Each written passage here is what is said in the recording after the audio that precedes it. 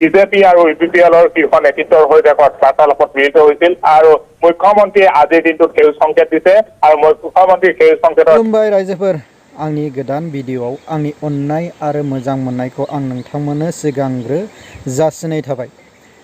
दा भिडिअ'आ ओरैबायदि जागोन बिपिएफनि डिपुटि चिफ खाम्फा बरगयारी सारा नोंथांमोनानो खोनाबोबाय थाखादों।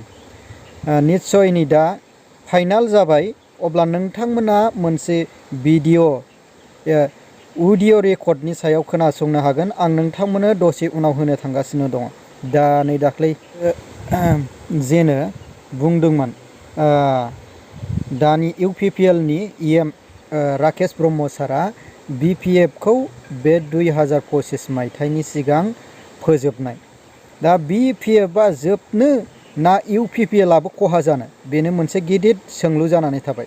रायजोफोर नोंथांमोनहा भिडिअ'खौ नायग्रोनानै लानि बिनि उनाव नोंथांमोना कमेन्टखौ फोरमायहरबानो जाबाय। আচলতে আগ্ৰামা মহিলাৰ নেতৃত্বাধীন বিপিএফত ব্যাপক সামকালি ঘোষণা হৈছিল আৰু পাছত দেখা গ'ল যে লোকসভা নিৰ্বাচনৰ পাছৰে পৰা খাম্ফা বৰগয়াৰী যিগৰাকী আচলতে বিটিচিৰ ডেপুটি চিফ আছিল আগ্ৰামা মহিলাৰ সৈতে সংঘাতৰ সূচনা হৈছে আৰু ফলত তেওঁ বিপিএফৰ সৈতে সম্পৰ্ক বিচ্ছিন্ন হৈ আছিল আৰু শেহতীয়াকৈ তেওঁ বিজেপি আৰু ইউপিপিএলৰ শীৰ্ষ নেতৃত্বৰ সৈতে বাৰ্তালাপত মিলিত হৈছিল আৰু মুখ্যমন্ত্ৰীয়ে আজিৰ দিনটোত সেউজ সংকেত দিছে আৰু মুখ্যমন্ত্ৰীৰ সেউজ সংকেতৰ ভিত্তিত এটা দিন ঠিক কৰা হ'ব যে বিজেপিত তেওঁ ডিচেম্বৰৰ পহিলা সপ্তাহৰ ভিতৰতে তেওঁ আনুষ্ঠানিকভাৱে গুৱাহাটীত আয়োজিত এক অনুষ্ঠানত তেওঁ যোগদান কৰিব আনুষ্ঠানিকভাৱে বিজেপিত।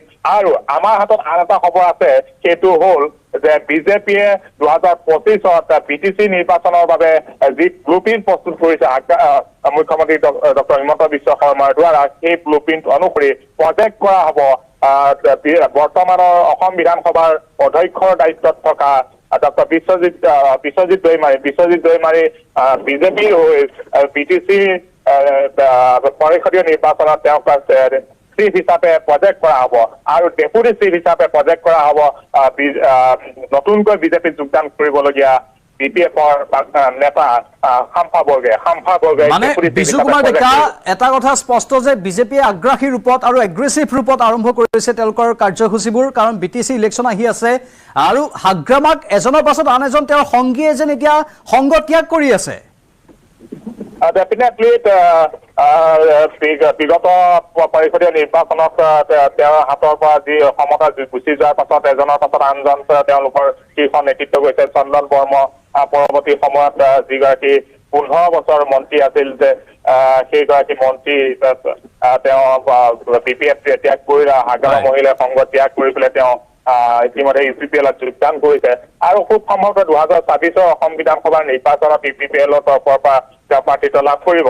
আৰু এই খাম্ফা বৰগয়াৰী যিগৰাকী আচলতে ডেপুটি চিফ আছিল আগ্ৰামা মহিলাৰ সোঁহাত স্বৰূপ আছিল আৰু বিটিচি উন্নয়নৰ আৰু সামগ্ৰিক চৰকাৰ চলোৱাৰ ক্ষেত্ৰত খাম্ফা বৰগয়াৰীৰ যি অৰিহণা বিটিচিবাসী ৰাইজে জানে। আগ্ৰামা মহিলাৰে যিখিনি কথা ক'ব নোৱাৰে সেইখিনি কথা দিল্লী দিছপুৰত নিয়াৰ ক্ষেত্ৰত কোৱাৰ ক্ষেত্ৰত এইগৰাকী খাম্ফা বৰগয়াৰীয়ে বাকপটু এগৰাকী নেতাই কাম কৰিছিল আৰু সেইগৰাকী নেতা লোকসভা নিৰ্বাচনৰ সময়ত তেখেতবোৰ সংঘাতৰ সূচনা হৈছিল আৰু ফলশ্ৰুতি তেওঁ দল ত্যাগ কৰি বিজেপিত যোগদানৰ বাবে চেষ্টা কৰিছিল, ইউপিপিএলটো যোগদানৰ চেষ্টা কৰিছিল, কিন্তু সৰ্বশেষত মুখ্যমন্ত্ৰী ডক্টৰ হিমন্ত বিশ্ব শৰ্মাই তেওঁক বিজেপিত যোগদানৰ সেউজ সংকেত দিছে আৰু ডিচেম্বৰৰ পহিলা সপ্তাহৰ ভিতৰত কোনো এটা দিনত সম্ভৱতঃ তেওঁক বিজেপিত যোগদান কৰাব আৰু ডেপুটি চিফ হিচাপে প্ৰক্ষেপ কৰা হ'ব। ধন্যবাদ বিজু কুমাৰ ডেকা।